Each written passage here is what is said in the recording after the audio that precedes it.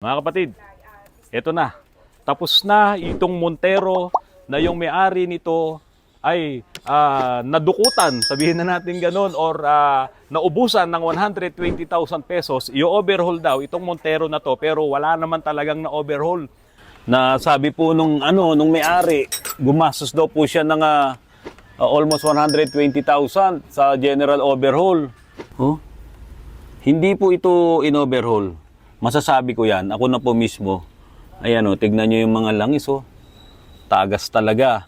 Hindi general yan kung ganito din karumi itong EGR. Tignan nyo o. Paano na general overhaul po yan? Di ba? Kung mag-overhaul ka at hindi mo to nilinis, hindi mo to masasabing general overhaul. Tignan nyo po o. Kaya kung sino man tong gumawa nito at naloko nyo, yung may-ari ng sasakyan, ang dami nyong pinabili, ang dami namin ginawa dito. Yung pinakamalaking gastos po nito at yung talagang main problem ng Montero na to ay yung 4 na injectors, kaya nga naglo-low power at napakaingay. So, lalagyan na natin ng sticker dahil ito talagang naayos na ni Autorans. Ayan, dito, pakita mo dito, Glenn.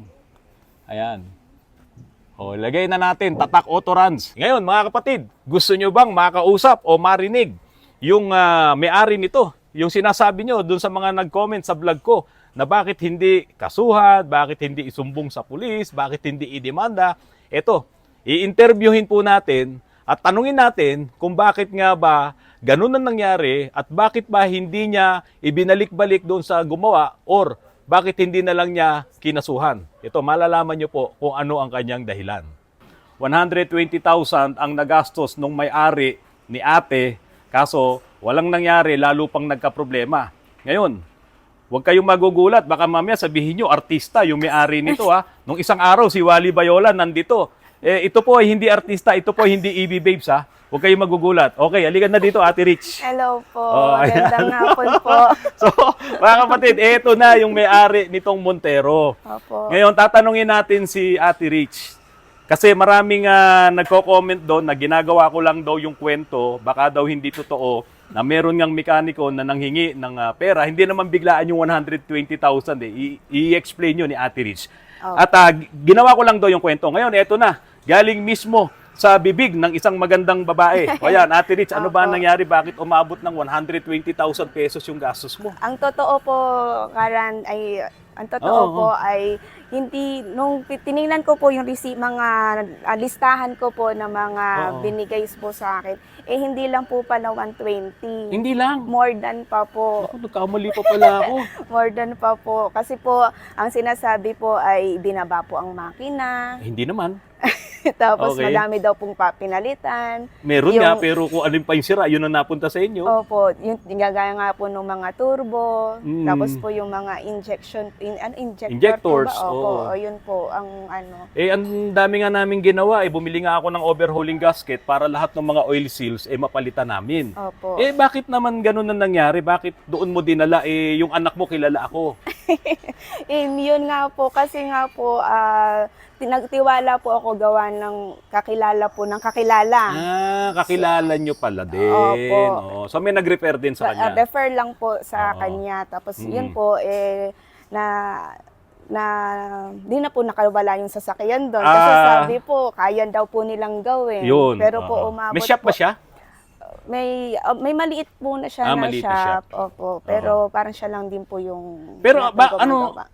paano nagsimula yung problema? Ano ba talaga yung unang problema nito? Ang kaya po siya dinala doon po kasi po napansin ko na po dito na mahina po ang hatak. Okay. Kapag oo. konting yung pataas lang po, 20 lang po, sagad na po ako dun Sagad sa na. flooring. Opo. Oo. Tapos, yun po, yun lang naman po yung concern Yun ko lang noon. yung problema. Opo, Oo. na anong tawag po doon? Yung hatak po niya talaga. Low power. Opo. Limp mode. Oo. Opo, hanggang po doon sa sinabi niya na po, yung diagnose niya po, parang ano na po. General overhaul. General overhaul na po. Nako. Ibinaba daw po yung makina. Makina. Opo. Magkano unang ibinigay yung pera? Una po, nanghingi po siya ng mga 35, tapos Aha. kinalingguhan, 45, tapos yun, sunod-sunod na po yun. Hanggang umabot po kami ng 7 months. 7 buwan. Opo. 7 buwan nandun. Opo. Tapos ano ba yan? Nung hindi pa nila natatapos, bakit ba nung kinuha mo na, anong nangyari? Meron bang ano? Ano na po yun, nagmamakaawa na po ako na Ayun. tapusin niya na po, gawa ng wala na rin po talaga akong magamit na Oo. sasakyan. So, yun po, pinilit niya na po na maibigay sa Naibigay akin. sa'yo. Pero Opo. hindi nga makaakyat dito eh. Opo, Tapos yun puro nga po yung usok. una kong kwento sa inyo. Pag-akit ko po dito, mahina po, tapos may tagas na May po. tagas, Opo. tumutulo, no? Tapos napakaingay pa. Opo. Ang sabi nung iba, bakit hindi mo raw siya inireklamo yung mekaniko? Kasi akala nila sinisiraan ko lang yung mekaniko eh. Ay, hindi. Oh, bakit hindi mo raw siya inireklamo? Kasi ako, pro mekaniko rin ako.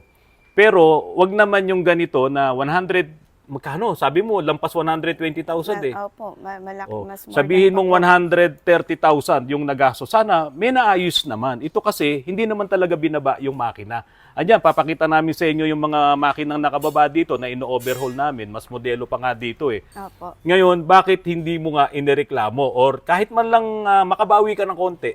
Opo. Nung time na po na parang matagal na po sa kanya, hindi ko po makuha kasi baka po kasi natatakot din po ako na baka po mas may lumala po or ano. Tsaka po, yun po, dahil nga po sa kakilala na kanya. Natatakot ka na baka mamaya mas maging malala yung sira. Opo. Oh, hindi ka naman natatakot sa kanya, baka mamaya, di ba kasi kung magrereklamo ka, kasi Opo. alam niyo mga kapatid, si Ka Rich po,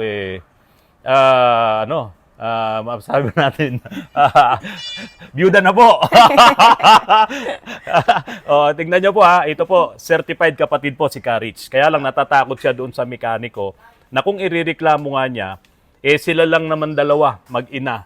Si RB, yung parang alaga na rin dahil nga kaibigan ng anak ko, ni Engineer Russell, yung bang dahilan, medyo natakot ka rin ba? Kasi mukhang malapit lang din sa inyo yung mekaniko. Opo, malapit lang din po sa amin. So, yun lang ang problema. Kasi kahit sabihin yung ididemanda mo o irereklamo mo, yung mga nagko-comments nga po sa vlog, Opo. ba't daw hindi mo ginawa yun, doon nga, natakot ka.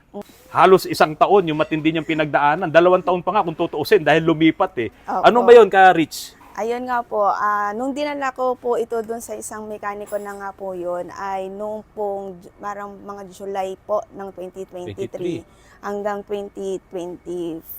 Tumawid na po ng 2024. Kasi nga 7 months no? Opo, so yung expand na po yun, para po akong parang bangungot sa akin na nangyari po yun. Kaya po ngayon po, pasalamat po ako at napunta po na sa inyo. So, Tsaka kung magka-problema naman na to, sagot ko yan walang problema eh. Opo. Yun po. Kaya po panatag po ako na... Panatag ka na. Pero noong panahon na yun, wala ka bang naisipan na tanungin na kung sino para doon sa problema mo? Kasi syempre, ang laki na nagastos mo eh. Opo.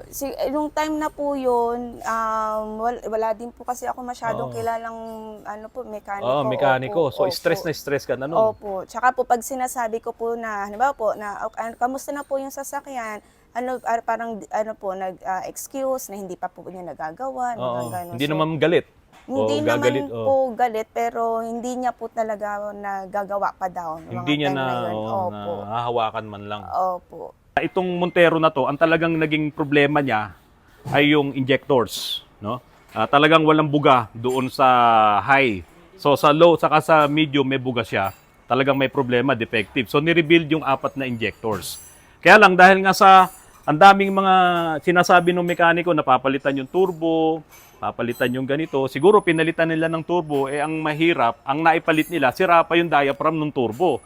Kaya hindi sumasara yung wastegate. Opo. So yun yung naging problema niya. Nagpatong-patong yun, kaya talagang halos hindi na makatakbo yung sasakyan. Opo. Mga kapatid, tandaan nyo ang dami kong vlogs na kapag ka low power, sinasabi ko kagad, paunan yung ipacheck ang injectors. Kaso sa nangyari dito, si Ka Rich, wala siyang alam sa sasakyan.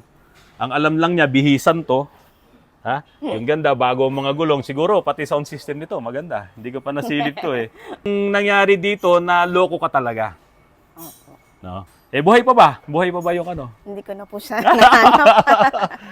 Pero meron kang sinasabi sa akin na nung kinukuhan niyo yung turbo, sabi nabaha daw. Ano bang nangyari doon? Opo, kasi yun nga po yung hinihingi po natin yung turbo para po magkuhaan natin ng ang sinabi po niya ay na wala na daw po yung turbo gawa ng nabahaan daw Nabahan po. daw siya. Opo. Oo. Pero, yun, hindi na po niya naibalik. Ang sinabi lang niya po sa akin, bibigyan niya po tayo ng supplier ng turbo, Turbo.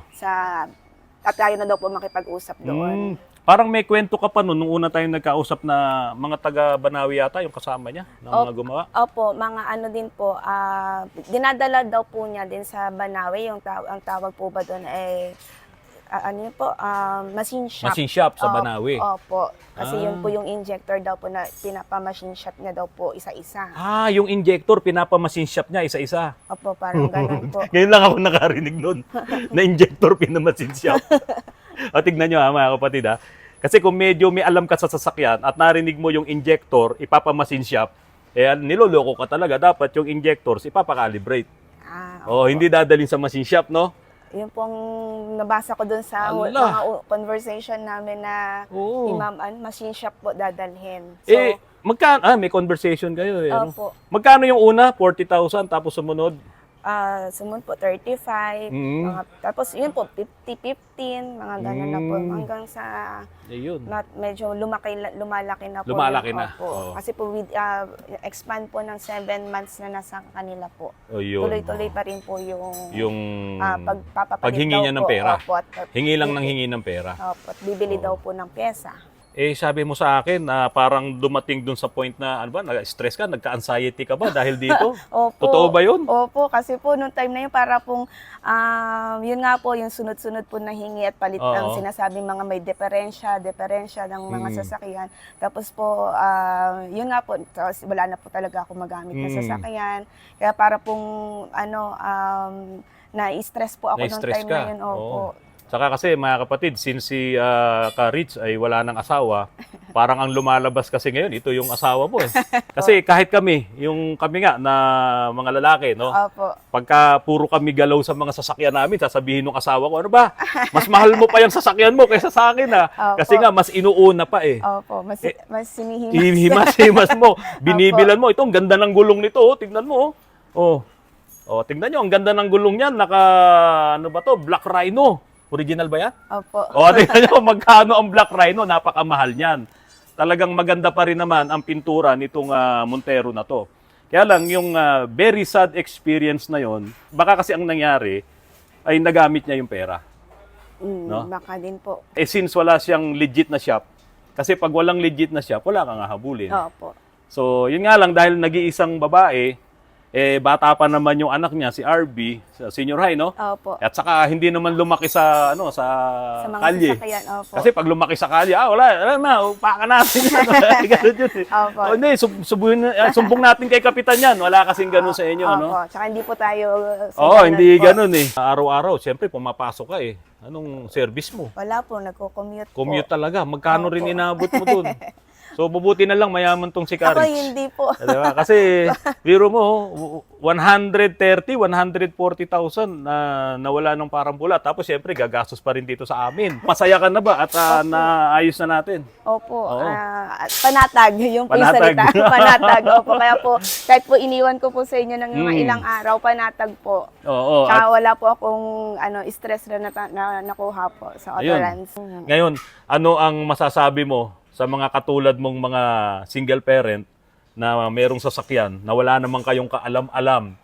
Kapag nasira ang inyong mga sasakyan, ano yung lesson na natutunan mo dito? Yun nga po, yung lesson din po is kailangan kahit papaano po talaga mayroon tayong knowledge ng sa sasakyan. Opo, through siguro po YouTube kagaya po nung ano niyo po. Autorans. Opo, ng Autorans po na doon po pwede po tayong manood para po kahit paano pagpunta natin sa talyer o sa kasa, alam na po natin yung sinasabi natin. Hindi po tayo basta-basta maloloko po.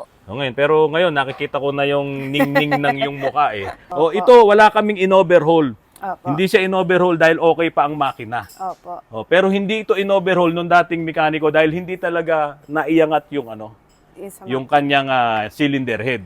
Original pa.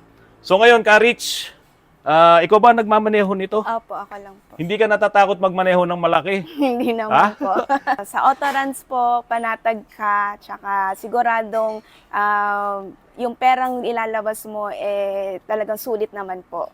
Ayan. Salamat sa Autorans. Oh, yan na, si Karich. Si Karich po ay dalaga. Oh, mga kapatid, comments lamang po kayo kung anong gusto nyong idagdag dito para makapagbigay pa ng mga tips at mga konting payo para hindi na maulit yung nangyari po kay Karich na napaglalangan siya ng isang, sabihin na nating nangangailangan na mekaniko. Baka ganon, baka kapit sa patalin. Kaya hindi nabuo, na lubog na siya ng nalubog, hindi niya nabuo, at maganda lang nadala dito sa atin. Opo, sobrang Okay, nako. thank you. Mga kapatid, maraming salamat po. Ayan na, doon sa aking vlog na confirmed na loko si ate, eto na. Hindi na, Ako'y tapos na. Confirmed, tapos na ang problema ni Ate Rich. Opo. Bye-bye mga kapatid. Thank you DJ po. Karen.